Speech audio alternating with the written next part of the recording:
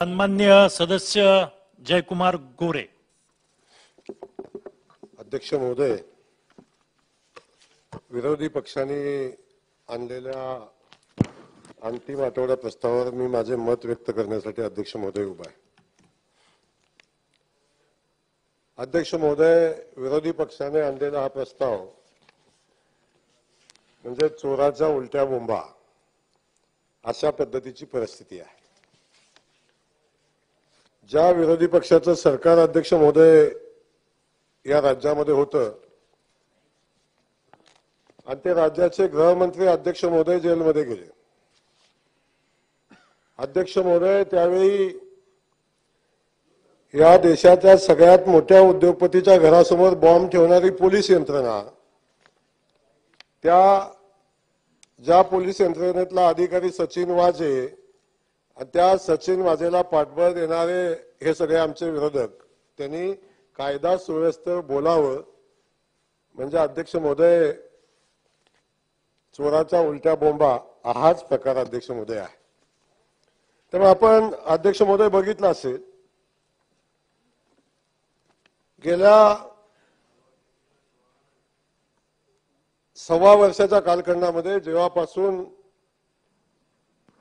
आदरणीय देवेंद्र फडणवीस साहेब गृहमंत्री आहेत, आदरणीय एकनाथरावजी शिंदे मुख्यमंत्री म्हणून काम करतायत, तेव्हापासून ही बिघडलेली कायदा सुव्यवस्थेची घडी बसवण्याचं काम अध्यक्ष महोदय सरकारच्या माध्यमातून होते.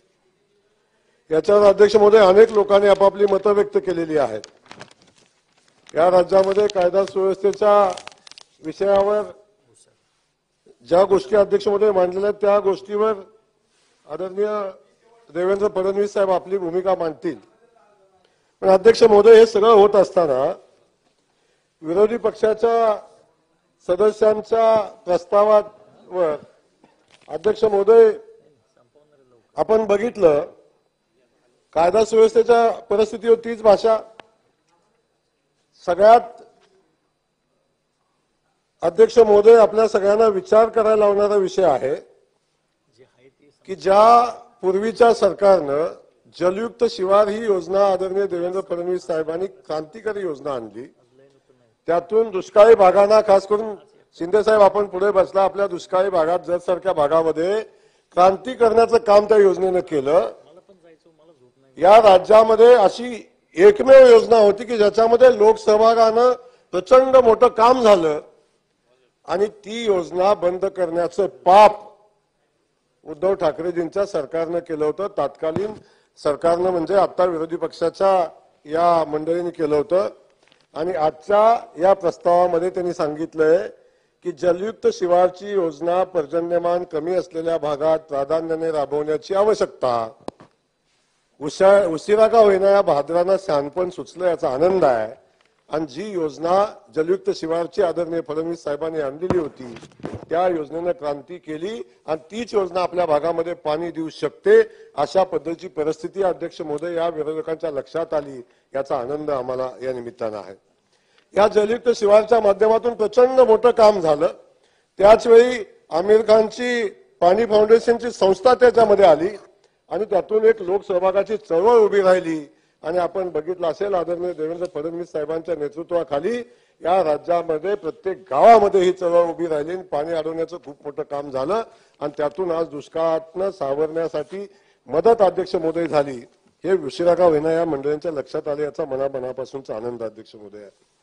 या ठिकाणी चर्चा करत असताना अध्यक्ष महोदय सिंचनाच्या प्रकल्पाच्या बाबतीत अध्यक्ष महोदय या विरोधकांनी या प्रस्तावामध्ये चर्चेला विषय आणला अध्यक्ष महोदय. परंतु जेव्हा विरोधकांचं सरकार होतं, आमचे शिंदे साहेब पुढे बसलेल्या जतला पाणी शिंदे साहेब नाही पोचलं. आपण ज्या सरकारमध्ये बसला होता एवढे नाकर्ते लोक तिथं बसलेली होती.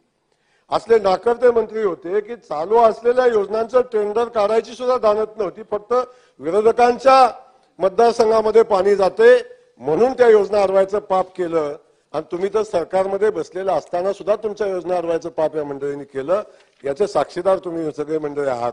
म्हणून मला या निमित्तानं सांगायचंय की आदरणीय देवेंद्र फडणवीस साहेब या खात्याचे मंत्री झाले आणि जेव्हा मुख्यमंत्री होते तेव्हापासून या खात्यामध्ये क्रांतिकारी बदल झाला. आणि आपण सगळेजण बघतोय की अनेक योजनांना सुधारित प्रशासकीय मान्यता मिळाली। 2.5 वर्षाच्या कालखंडामध्ये एकाही योजनेला सुधारित प्रशासकीय मान्यता मिळाली नव्हती।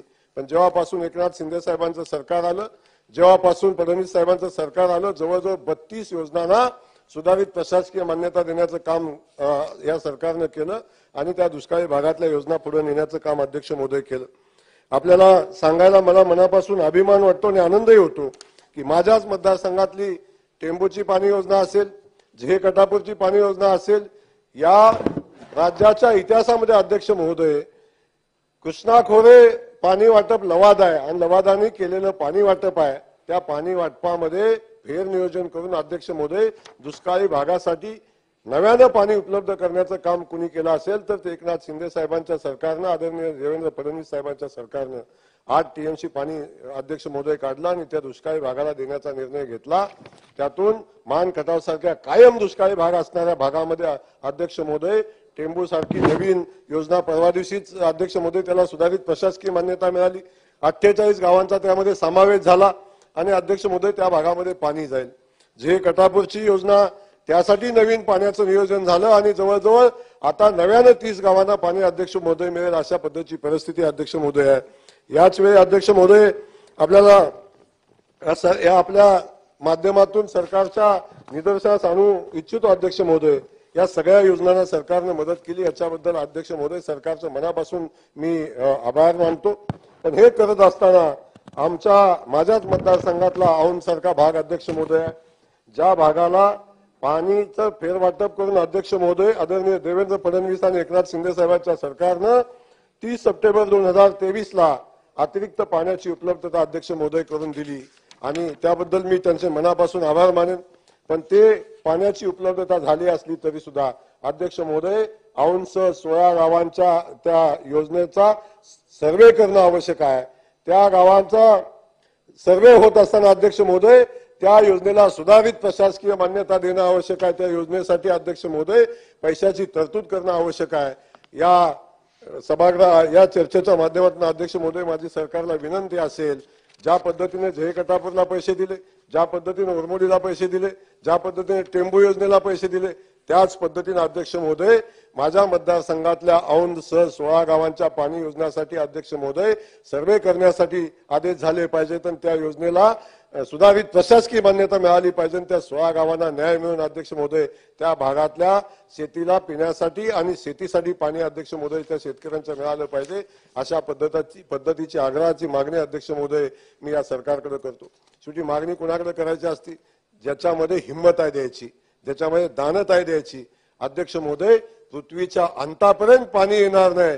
मान खटाव सारखा भाग असेल, जत सारखा भाग असेल, आटपाडी सारखा भाग असेल, कवठे मंकाळ सारखा भाग असेल, अध्यक्ष महोदय या भागात पृथ्वीच्या अंतापर्यंत पाणी येणार नाही अशा पद्धतीची भूमिका घेणारे राज्यकर्ते या सभागृहाने अध्यक्ष महोदय बघितले। जाणते राजे म्हणून आपण ज्यांना अध्यक्ष महोदय कायम ताकद दिली ती माणसं म्हणाली पाणी नाही तर द्यायचं कुठनं अध्यक्ष महोदय। अशा पद्धतीची परिस्थिती असताना आदरणीय देवेंद्र फडणवीस साहेबांसारखा सक्षम मंत्री, मुख्यमंत्री या महाराष्ट्राला मिळाला, सक्षम मंत्री अध्यक्ष महोदय या खात्याला मिळाला आणि नव्यानं क्रांतिकारी निर्णय घेऊन अध्यक्ष महोदय धाडसी निर्णय घेऊन दुष्काळी भागात पाणी देण्याचा अध्यक्ष महोदय निर्णय या माध्यमातून घेताना फडणवीस साहेब दिसते। अध्यक्ष महोदय या निमित्ताने मी माझा शेवटचा विषय अध्यक्ष महोदय मांडणार आहे आणि अध्यक्ष महोदय मी माझे विचार थांबवणार आहे। अध्यक्ष महोदय, कृष्णा नदीच्या पुराचे पाणी बोगद्याद्वारे वळवून दुष्काळी भागात सिंचनासाठी उपलब्ध करून देण्यासाठी जो प्रकल्प अध्यक्ष महोदय आहे त्या प्रकल्पाच्या बाबतीत गेल्या अनेक वर्षापासून या सभागृहामध्ये चर्चा होते आणि त्या सभागृहामध्ये चर्चा होत असताना फक्त 2 मिनिट अध्यक्ष महोदय घेणार आहे। त्या सभागृहामध्ये चर्चा होत असताना अध्यक्ष महोदय अनेकदा या विषयावर चर्चा झाल्या, अनेक सदस्यांनी आपली मतं मांडली।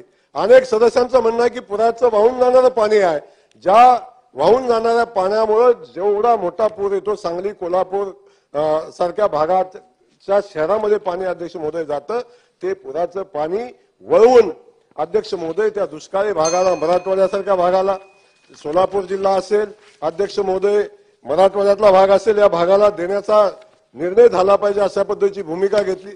मला सांगायला आनंद वाटतो अध्यक्ष महोदय त्या भागाचे खासदार रणजितसिंह नाईक निंबाळकर असतील, विजयदादा याच्यापूर्वी त्या संदर्भात भूमिका घेतली असेल, पण आता खास करून रणजितसिंह नाईक निंबाळकरांच्या माध्यमातून या प्रस्तावाला न्याय मिळण्याची भूमिका अध्यक्ष महोदय कायम केंद्र सरकारकडे आणि राज्य सरकारकडे आम्ही सगळे मिळून अध्यक्ष महोदय मांडत असतो आणि त्याला बळ देण्याचं काम आदरणीय देवेंद्र फडणवीस साहेबांनी घेतलंय. तो निर्णय अध्यक्ष महोदय, त्यासाठी योजनेसाठी प्रचंड पैसा लागतो, प्रचंड इच्छाशक्ती असली पाहिजे, प्रचंड काम करण्याची क्षमता असणाराच माणूस अध्यक्ष महोदय ते करू शकतो आणि ते करण्याची ताकद अध्यक्ष महोदय आदरणीय देवेंद्र फडणवीस साहेबांच्या मध्ये आहे. त्यांनी या संदर्भात अनेक बैठका घेतल्या आणि बैठका घेऊन अध्यक्ष महोदय त्याचा सर्वे करण्याचे आदेश अध्यक्ष महोदय त्यांनी दिले आणि त्या योजनेला पैसे जवळजवळ 30-35-40 हजार कोटी रुपये लागतात. त्या योजनेला पैसे उपलब्ध करण्यासाठी अध्यक्ष महोदय अनेक मिटिंगा अध्यक्ष महोदय त्यांनी घेतल्या. बँकात जागतिक बँकेसोबत मिटिंग झाली. मला त्यांना धन्यवाद देत असताना सांगायचं एवढंच सांगायचंय की पुराचं वाहून जाणारं जवळजवळ 50 टीएमसी पाणी अध्यक्ष महोदय हे वळवून मराठवाड्यासह आमच्या दुष्काळी भागाला देण्यासंदर्भातला क्रांतिकारक निर्णय अध्यक्ष महोदय व्हावा अशा पद्धतीची विनंती अध्यक्ष महोदय सन्माननीय जलसंपदा मंत्री फडणवीस साहेबांना करत असताना सरकारला करतो. आणि या विरोधी पक्षाच्या प्रस्तावाच्या निमित्तानं मला सांगायला आनंद वाटतो आणि अभिमानही वाटतो की जलयुक्त शिवार सारखी योजना आणि नव्यानं चालू करण्यासाठी विनंती आपण करताय. हे सिंचनाचे प्रकल्प आता हातामध्ये घेण्याची आपण मागणी करताय. तुम्हाला खात्री आहे की देवेंद्र फडणवीस सारखा मजबूत माणूस या सरकारमध्ये आहे आणि तोच आता आपल्याला न्याय देऊ शकतो हे आता विरोधी पक्षाच्या लक्षात आलेलं आहे. कायदा सुव्यवस्थेच्या बाबतीत तर सोडूनच द्या, त्यांना अधिकारच नाही बोलायचा. अशा पद्धतीचा ठराव अध्यक्ष महोदय यांनी आणलेला आहे. या ठरावाचा अध्यक्ष महोदय निषेध करतो आणि मी माझे विचार थांबवतो.